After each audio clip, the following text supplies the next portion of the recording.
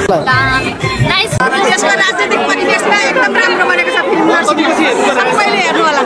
मलाई त मन पर्यो इट वाज द बेस्ट आज कति जना आउनु भएको हात उठाइदिनुस् त तपाईहरुको फ्यामिली चारजना तपाईहरुलाई चाहिँ कस्तो लाग्यो आज सबैको फिल्म चाहिँ रिलिज भएदेखि अहिले सबै छुटाकै छैन मैले एकदम